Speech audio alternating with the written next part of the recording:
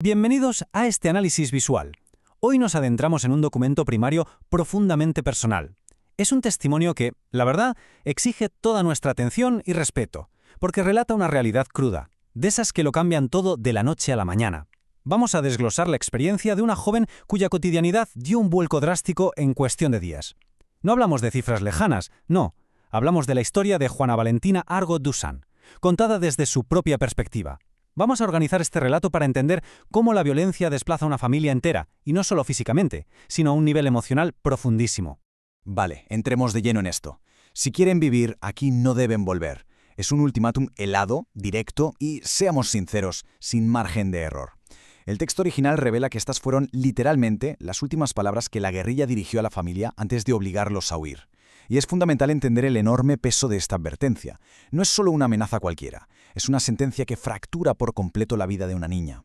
La despoja de su tierra, de su casa, e incluso le impide visitar la tumba recién cavada de su padre. Es sin duda el punto de quiebre absoluto donde el pasado queda bloqueado y el futuro se convierte de golpe en pura supervivencia. Sección 1. Tragedia en Gallardo. 14 y 44. Fijémonos bien, porque por sí solos estos números cuentan una historia de un contraste abrumador. Para comprender de verdad el impacto del ultimátum que acabamos de escuchar, tenemos que dar un paso atrás y analizar objetivamente los hechos que lo provocaron. Según el relato, Juana Valentina tenía apenas 14 años cuando su vida, se partió en dos. Su padre, Juan Carlos Argot Calderón, tenía tan solo 44 años, una vida que apenas comenzaba a florecer y otra cortada de raíz en plena madurez. Al observar estas cifras, se hace evidente la magnitud de la tragedia. Es la destrucción de un vínculo absolutamente fundamental, justo en el momento en que un adolescente más necesita a esa figura paterna. El documento es sumamente preciso sobre los detalles. El 9 de abril de 2024, en la localidad de Gallardo, en el departamento del Huila, Juan Carlos Argot Calderón perdió la vida tras recibir 2 disparos, uno en el estómago y otro en el pulmón derecho. La autora del texto es muy categórica al señalar el contexto de este evento. Se indica claramente que no fue un accidente. Tampoco fue un robo. El texto lo atribuye directamente a la guerra y a la guerrilla. Básicamente es el reporte directo de cómo la violencia armada irrumpe, de la forma más brutal, en la cotidianidad de una familia. Sección 2. El escape silencioso a medianoche. Y esto ilustra a la perfección la velocidad tan aterradora a la que ocurre el desplazamiento forzado. Tras el asesinato 9 de abril, el sufrimiento de la familia estaba muy lejos de terminar. El entierro no trajo paz, sino una escalada tremenda en la tensión. Apenas 2 días después tiene que sepultarlo y casi de inmediato recibe nuevas amenazas. Su propia casa dejó de ser un refugio para convertirse en un lugar de peligro inminente. Esa misma noche, a la medianoche, se ven obligados a huir de Gallardo con el corazón en un puño. Y para las 3 de la madrugada ya están llegando a Florencia, en Caquetá. En cuestión de unas pocas horas, una familia pasa del drama de un entierro al terror absoluto de un escape nocturno, perdiendo su hogar para siempre. Todo ocurre con una rapidez que parece irreal. Ahora, lo verdaderamente interesante de esta parte es el impacto colectivo. No fue solo el escape de una persona, fue la movilización forzada de toda una familia. Tuvieron que pagar un camión de mudanza para poder salir de allí.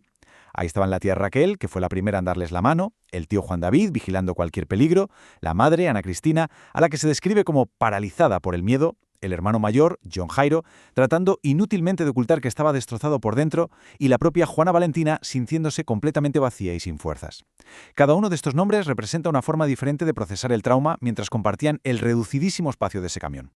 El ambiente ahí dentro queda capturado a la perfección con esta frase: como si el mismo silencio fuera una forma de sobrevivir. El texto relata cómo subieron todo rapidísimo sin hacer el más mínimo ruido. Nadie hablaba durante el trayecto, solo se miraban. Es una imagen potentísima. En este contexto, el silencio no es simplemente que no haya ruido, se convierte en un escudo protector literal. En un entorno donde cualquier sonido podría delatar su huida y costarles la vida, callar es la única garantía de seguir respirando.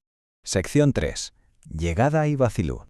Vale, la huida logra su objetivo físico, claro, pero abre la puerta a un nuevo tipo de desolación, porque dejar tu territorio no es solo un cambio en el mapa, es dejar atrás tu identidad, tu seguridad. Pensemos en esta pregunta un momento. ¿Qué queda realmente cuando una familia es forzada a salir a calles vacías a las 3 de la mañana solo con lo que llevan puesto? Al llegar a Florencia, esa adrenalina del escape empieza a disiparse y deja espacio para la dura realidad. A esa hora, las calles estaban vacías, y la autora nos cuenta que ese vacío exterior reflejaba exactamente cómo se sentían por dentro. Habían llegado con unas pocas maletas. La desolación de esa madrugada es, de hecho, la metáfora perfecta de su estado, despojados de lo material y cargando solo con el trauma reciente. Y aquí llegamos al punto crucial, el concepto del espejo roto. Es la definición exacta que usa Juana Valentina para describir cómo se sentía emocionalmente.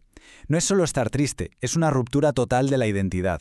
Ya sabemos que un espejo roto no puede volver a reflejar la imagen original, por mucho que intentes pegar las piezas.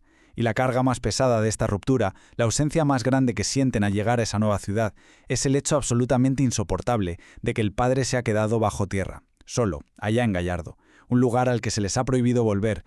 Sección 4. Recordando un padre. Pasemos a ver cómo se construye esto a medida que el silencio del viaje da paso a la nueva normalidad. Empieza el durísimo proceso de asimilar la pérdida. El texto nos muestra el surgimiento de ese arrepentimiento inevitable, ese deseo agónico de tener un minuto más, de dar un último abrazo. Observemos este contraste tan abrumador.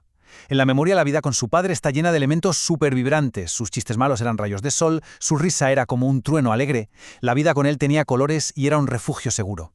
Pero la realidad actual, el lado B, sin él, es un interior que se siente como un desierto seco, todo se ha vuelto más opaco, más frío.